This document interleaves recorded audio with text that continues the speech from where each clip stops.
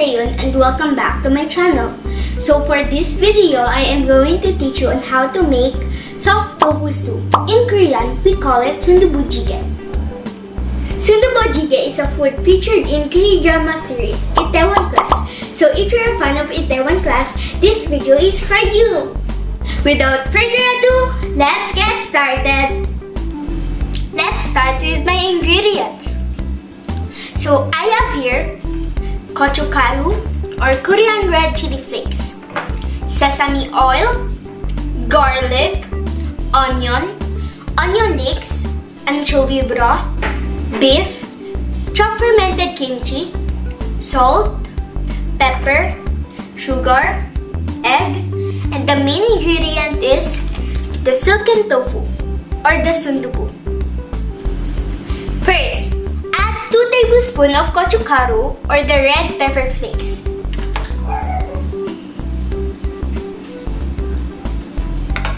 Depending on your preferred level of spiciness. And add 1/2 tablespoon of sesame oil, 2 cloves of garlic,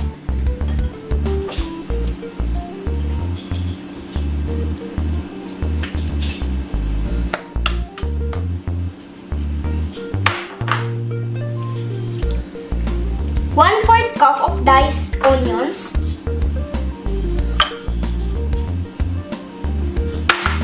and the leeks. We will first use the white part.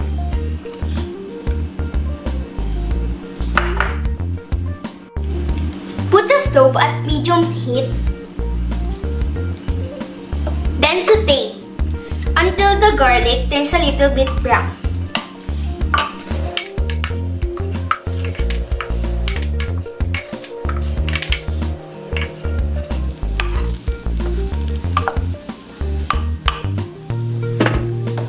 Now, add your sliced beef.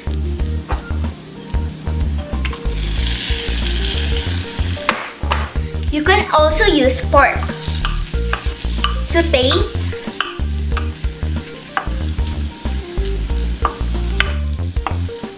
and wait until the beef is cooked.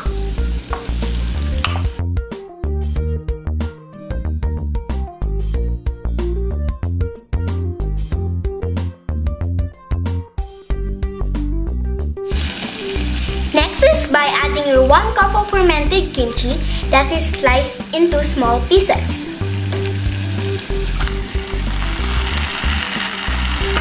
Then saute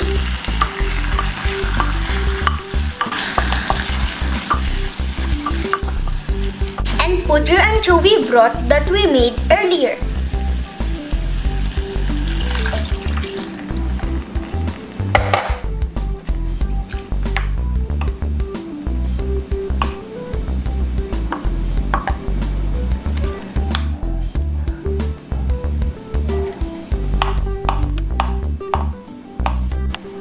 Add a teaspoon of salt,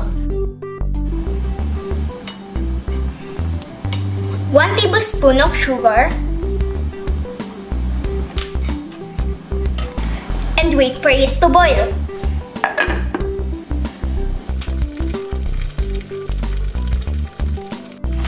After boiling, add the main ingredient, which is the silken tofu or the sundubu.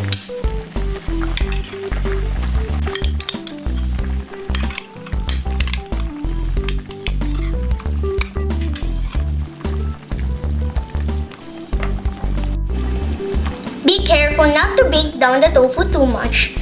As it is very soft, it will easily melt into the soup. Break the tofu into cubes to still get those delicious tofu chunks.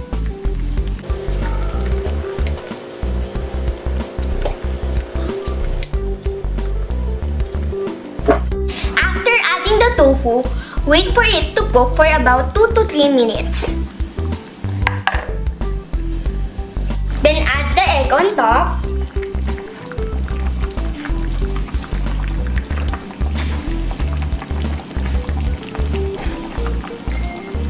And a pinch of pepper.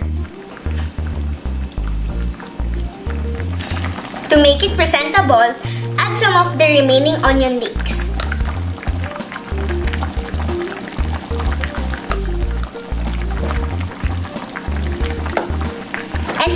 seed on top.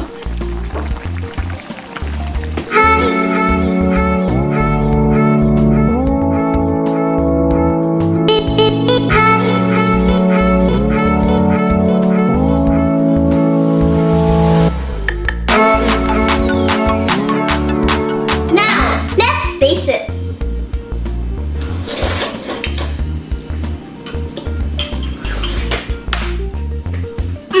Yum!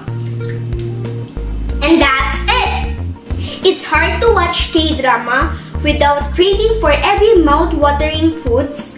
Nearly every episode featured delicious-looking dishes like noodles, hearty soups, and even our favorite samgyeopsal. Then, we get this curiosity of what the food tastes like.